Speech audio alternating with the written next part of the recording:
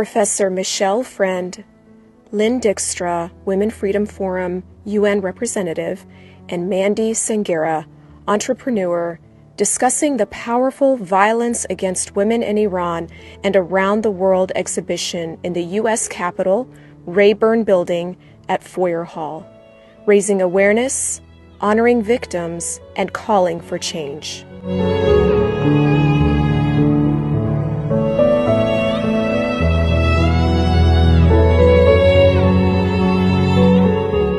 Hi again. How are you? It's so good to see you.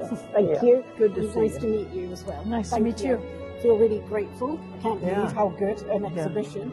Again, this is unbelievable. Americans have no idea what is going on. I know. All of these women have given their lives. Do you know what? I think for freedom. I mean, just think about it. And think about it. I know. And I think one of the things that really upsets me is watching the amount of women that have been killed for not wearing the hijab and feeling they're being dishonored, they're not following things.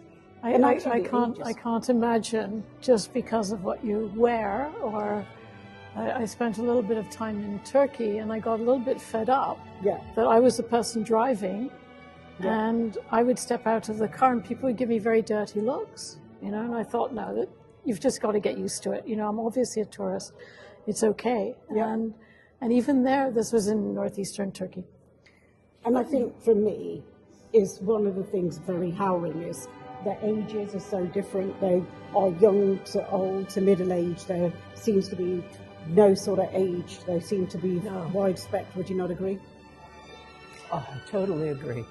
So it has nothing to do with age. It has to do with the strict fact that these are women, and women are not honored. In Iran, they are not honored. Not at all. Well, but in many places, you know, there's also brutality against women here. Oh my gosh! Oh yes. Iran is not the only country by any means. No. But when you look at this and you look at all these beautiful women who have lost their lives. But I think for me, it's about the executions. This is about there's a difference about being put in jail. That's right. The amount of children that have been put into jail, nobody's talking about it. Yeah. The UNICEF and everybody else, we're talking about children's rights, but we're not talking about Iran and putting young people into prisons and stuff like that. And again, like this, pregnant women. Yeah, pregnant women executed during the 1980s. Gone. Done. Their lives over.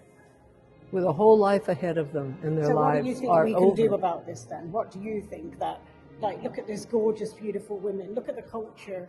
I mean, the most famous right now, Nasser Amini.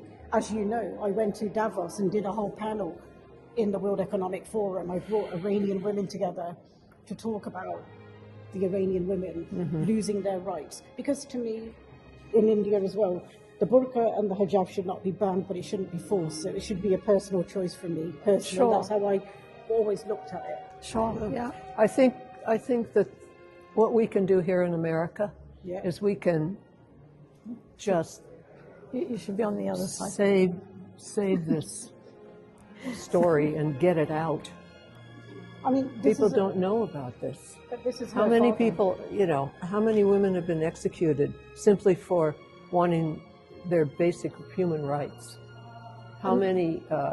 And that's very different from executing someone for murdering somebody or for doing a terrible crime against other people. Asking questions.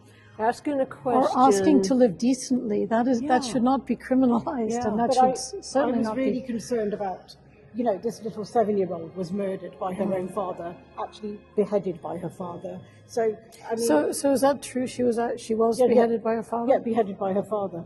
And he was under the influence of drugs and narcotics and stuff like that. His parents were divorced. Yeah. Or her parents were divorced, and she was given. He was given custody of her. This is not the mother, but he was given custody of her. But this is just a tragedy, right? If somebody under the influence of drugs does something completely strange and terrible. Shouldn't be a get out of jail card though. Beheading's a bit different. Yeah. I mean, there's a difference where, you know, you're intoxicated or something like that. Like nurses, doctors, teachers. Do you know one thing that people don't realise? In Iran, they have a very young population of women, and actually a lot of them are very highly educated, but actually with jobs and things like that, actually what are we doing right now? And I just think, like, we have to be the voice for the voiceless. We have to help, and we have to keep doing campaigning. And I think what we do with the Women's Freedom Forum is exactly that. We get the voice. We speak for those who cannot speak for themselves. We speak for the vulnerable.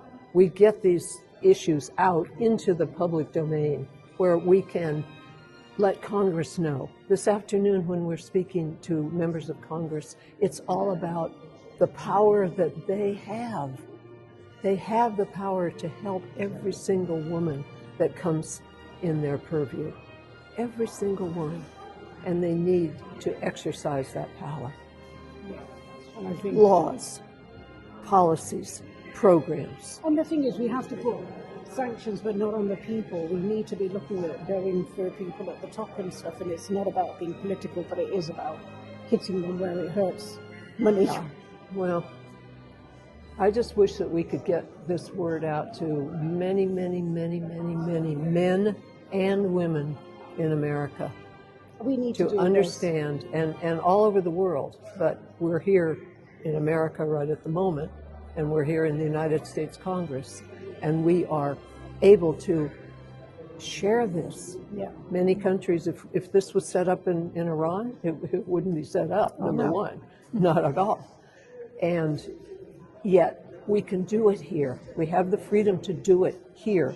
That's and right. We cannot lose that freedom. And it's a luxury to have this freedom. Oh my God, and yes. It has to be exercised, as Yes. we fought for here. Yes, And yes. this can help us to be aware of other people in other countries who need help. Exactly. And if we have the power, what's the point of all the power if you're not going to exercise it to help other people? Yeah. Rather than punishing people, it doesn't make any sense. It's a whole circle of love. It's a whole circle of trust. It's a whole circle of helping. Right. Because Congress can make laws. NGOs can work on creating programs that work. We're helping people. We're helping young girls. We're helping women, vulnerable women. And we're helping them to help themselves. Right. And in turn, and I think, you know, in turn, they do the same thing, and it becomes one big circle. It's a beautiful, beautiful, beautiful thing. And we need other organizations and other ethnic groups to join the movement, because actually Iran cannot do this. Me, as being a Sikh woman from India and from Britain, is about being an ally and standing up. I'm not a Muslim, but actually for me, women's rights are human rights, and actually we belong to one race which is human, and we have to stand up and call out wrongdoings, whether it's in my own community, whether it's in Iran. We have to call it out, even if in England, and what we're seeing here around, you know, your body, and at the end of the day, if you want to have a termination or whatever, you should have that right. We shouldn't be able to tell you how to live your life, really. No.